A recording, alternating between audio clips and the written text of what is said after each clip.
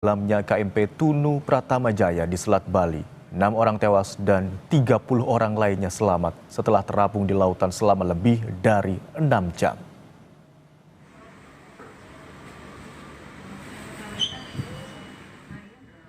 Pasca tenggelamnya KMP Tunu Pratama Jaya di Selat Bali, mantan Menteri Kelautan dan Perikanan Susi Pujiastuti mengingatkan pemerintah untuk mewaspadai cuaca buruk yang berpotensi menyebabkan bencana transportasi laut.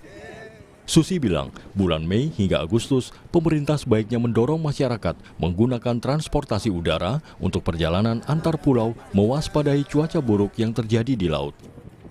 Memang kalau bulan-bulan Juni, Juli, sampai Agustus, dari Mei, Juni, Juli, Agustus, sebaiknya semua pulau Indonesia, pemerintah untuk menjaga jangan sampai ada kecelakaan, ya meningkatkan transportasi udara. Dan itu tidak mahal. Untuk penerbangan seminggu 3 kali, jarak 1 jam, pemerintah tidak harus spend lebih dari 10-15 miliar. Jadi pada saat bulan-bulan itu, ya membantu masyarakat. Kalau bulan-bulan seperti ini memang ombak laut kita, apalagi itu selat ya. Hingga saat ini, tim SAR gabungan masih terus berupaya mencari 29 penumpang KMP Tunu Pratama Jaya yang tenggelam di Selat Bali. Tim SAR gabungan menyusuri titik lintasan kapal sebelum tenggelam. Menggunakan kapal milik Basarnas, penyisiran di perairan Selat Bali dimulai dari pelabuhan aspal Tanjung Wangi menuju ke tengah laut sejauh 20 mil. Upaya pencarian juga dilakukan melalui jalur udara, namun hingga kini pencarian 29 korban dan bangkai kapal Tunu Pratama Jaya belum membuahkan hasil. Cuaca yang tidak bersahabat di Selat Bali menjadi kendala dalam upaya pencarian korban. 30 orang selamat dan 6 lainnya ditemukan dalam kondisi meninggal dunia dalam tragedi tenggelamnya KMP Tunu Pratama Jaya di Selat Bali. Salah satu korban tewas adalah Anang Suryono yang merupakan sopir truk barang. Saat musibah terjadi, Anang Suryono sedang bertugas untuk mengantarkan barang dari Mojokerto ke Bali. Korban sempat berkomunikasi dengan keluarganya sesaat sebelum naik kapal. Sosok Anang yang penyayang dan pekerja keras membuat keluarga merasa amat terpukul dengan kejadian ini.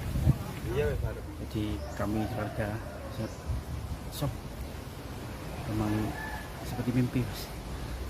Tiba-tiba hilang, padahal ya, awal mulanya tidak ada apa-apa, tidak ada firasat apa-apa.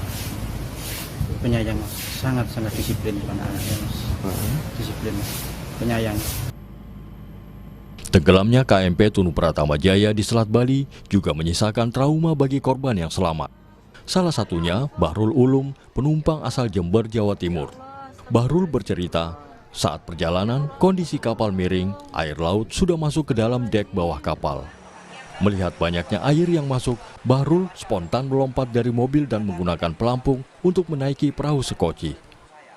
Kapal juga miring keadaan mesinnya keadaan mesin mati. Itu kejadiannya nggak lama, sekitar 3 menit kejadiannya. Langsung miring kembali. Ya pakai apa namanya itu? Perahu skoci saya selama di tengah itu 6 jam. Oh, pakai pelampung? Ya, dari jam berapa? Dari jam 12 sampai jam setengah.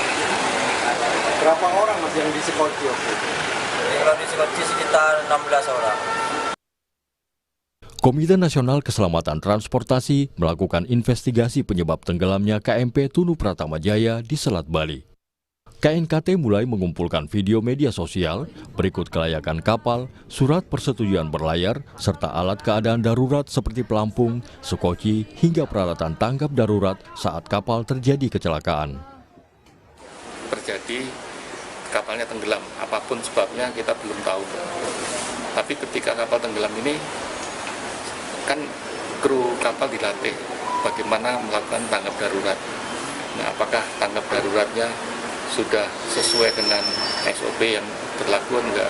Terus kemudian alat keselamatannya di kapal itu ada alat keselamatan, ada namanya life craft atau rakit penyelamat. Di Pelabuhan Gilimanuk, sejumlah keluarga korban KMP Tunu Pratama Jaya masih bertahan di pelabuhan. Mereka menanti adanya mukjizat dari Tuhan, berharap keluarganya dapat ditemukan.